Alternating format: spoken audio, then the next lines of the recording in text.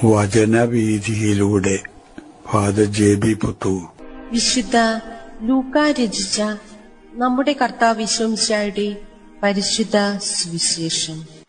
അധ്യായം 9, 28 മുതൽ 36 വരെയുള്ള വാക്യങ്ങൾ. യേശു രൂപാന്തരപ്പെടുന്നു.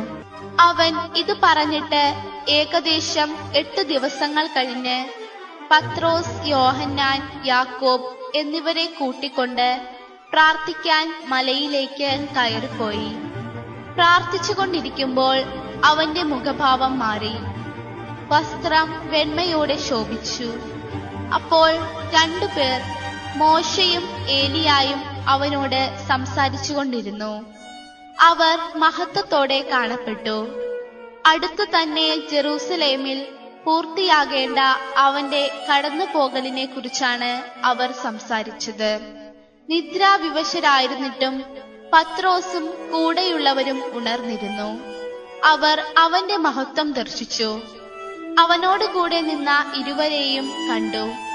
അവർ പിരിഞ്ഞു പോകുമ്പോൾ പത്രോസ് യേശുവിനോട് പറഞ്ഞു, ഗുരോ, നാം ഇവിടെയായിരിക്കുന്നത് നല്ലതാണ്. ഞങ്ങൾ 3 കൂടാരങ്ങൾ ഉണ്ടാക്കാം. 1 നിനക്ക്, 1 മോശായിക്ക്, 1 ഏലിയായിക്ക്. താൻ എന്താണ് പറയുന്നതെന്ന് അവന് തന്നെ നിശ്ചയമില്ലായിരുന്നു. അവൻ ഇത് പറയുമ്പോൾ ഒരു മേഘം വന്ന് അവരെ ആവരണം ചെയ്തു. അവർ മേഘത്തിനുള്ളിലായപ്പോൾ ശിഷ്യന്മാർ ഭയപ്പെട്ടു. അപ്പോൾ മേഘത്തിൽ നിന്ന് ഒരു സ്വരം കേട്ടു, ഇവൻ എന്റെ പുത്രൻ, എന്റെ തിരഞ്ഞെടുക്കപ്പെട്ടവൻ, അവന്റെ വാക്കു ശ്രവിക്കുവിൻ. സ്വരം നിലച്ചപ്പോൾ യേശു മാത്രം കാണപ്പെട്ടു. ശിഷ്യന്മാർ മൗനം അവലംബിച്ചു. തങ്ങൾ കണ്ടതൊന്നും ആ ദിവസങ്ങളിൽ അവർ ആരോടും പറഞ്ഞില്ല. മറുരൂപാന്തരീകരണ അനുഭവം.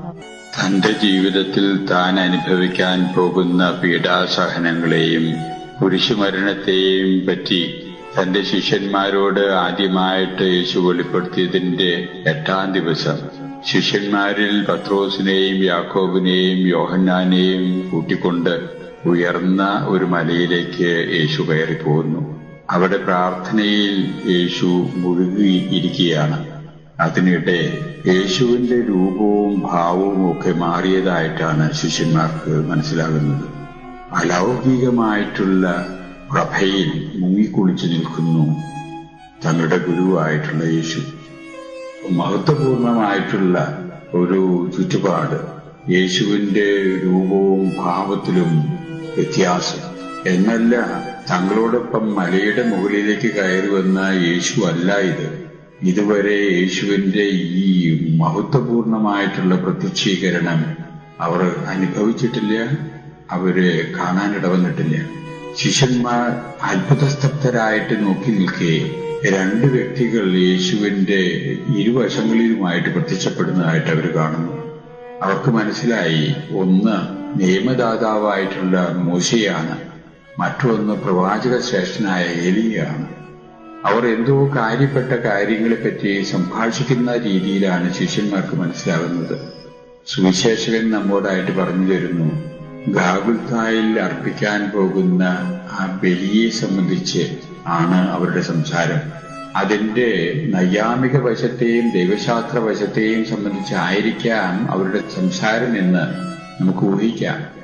അധിക സമയം കഴിയുന്നതിന് മുമ്പ് ഈ ദൃശ്യം ശിഷ്യന്മാരുടെ മുമ്പിൽ വിസ്മയവും അത്ഭുതവും ജനിപ്പിച്ചുകൊണ്ട് അങ്ങനെ അവരുടെ കൺമുമ്പിൽ അനുഭവിക്കാൻ ഇടവരുന്നു.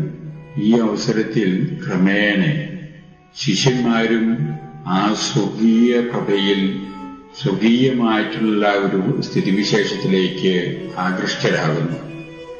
അങ്ങനെ പത്രോസ് വിളിച്ചു പറയാനിടവരുന്നു, എന്തുകൊണ്ടും ചേതോഹരമായിട്ടുള്ള ഒരു ദൃശ്യം, ഹൃദ്യമായിട്ടുള്ള അനുഭവം.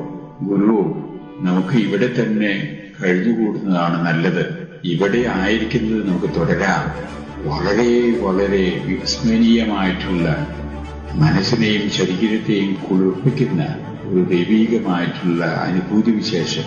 തുടർന്ന് യേശുവിനെ അറിയിക്കുകയാണ്. ഈ സ്ഥിതിവിശേഷം നമുക്ക് തുടരാൻ സഹായകമാകത്തക്ക വിധത്തിലെ ഞാൻ നിങ്ങൾക്ക് ഓരോരുത്തർക്കും പ്രത്യേകം മനോഹരമായ കൂടാരങ്ങൾ ഞങ്ങൾ നിർമ്മിക്കാം. പത്രോസ് എന്താണ് പറയുന്നതിന്റെ അർത്ഥം എന്ത് എന്നൊന്നും മനസ്സിലാക്കിയിട്ട് പറയുന്നതല്ല എന്ന് പോലും സുവിശേഷത്തിൽ രേഖപ്പെടുത്തി വെച്ചിരിക്കുന്നു. എന്താണ് അവൻ സംസാരിക്കുന്നതെന്ന് അവൻ തന്നെ അറിഞ്ഞൂടാ. എന്ന് വെച്ചാൽ പത്രോസ് ആകെ തന്നെ ആ പ്രത്യേക അനുഭവത്തിൽ ആകൃഷ്ടനായി തന്നെ മറന്ന് ഉള്ളൊരു സംസാരമാണ്. എന്നാൽ ക്ഷണനേരം കൊണ്ട് രണ്ടുപേർ മോശയും ഏലിയായും അപ്രത്യക്ഷനാകുന്നു. യേശു മാത്രം അലൗകികമായ പ്രഭയിൽ ശോഭിച്ചങ്ങനെ നിൽക്കുന്നു. ഉടനെ തന്നെ ഒരു മേഘം അവരെ വന്ന് മൂടുന്നു. യേശുവിനെയും ശിഷ്യന്മാരെയും ആ മേഘം മൂടാനിടപെടുന്നു. ഒരുപക്ഷെ അന്ധകാരമായിട്ടുള്ള ഒരു സ്ഥിതിവിശേഷം ആയിരിക്കാം. സുവിശേഷത്തിൽ നാം പ്രത്യേകം കാണുന്നു, ശിഷ്യന്മാർ ഭയപ്പെട്ടു വരുന്നു. ആ അവസരത്തിൽ ഒരു അശരീരി ശബ്ദം അന്തരീക്ഷത്തിൽ മുഴങ്ങുന്നു. അവർക്ക് മനസ്സിലായി, പിതാവായ ദൈവത്തിന്റെ സ്വരമാണത്.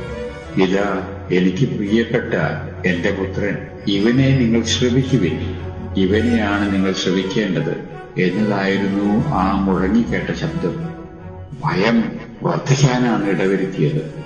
അല്പസമയത്തിനുള്ളിൽ ആ ശബ്ദവും നിലച്ചു, മേഘങ്ങള് ഇല്ലാതെയായി. യേശു തനിച്ച് അവരുടെ മുമ്പിൽ മലയിലേക്ക് കയറിപ്പോയ അതേ രീതിയിൽ പ്രത്യക്ഷപ്പെടുന്നു. അവർ ഇപ്പോഴും ഒരു യാഥാർത്ഥ്യബോധത്തിലേക്ക് വരാത്ത മാതിരി ഇതികർത്തവ്യാമൂഢരായി എന്ന് പറയാവുന്ന രീതിയിൽ അവർ നിശബ്ദരാകുന്നു. ഒരുപക്ഷെ തങ്ങൾക്കുണ്ടായ അനുഭവങ്ങളെപ്പറ്റി അവർ മനസ്സിൽ ധ്യാനിക്കുകയായിരിക്കാം.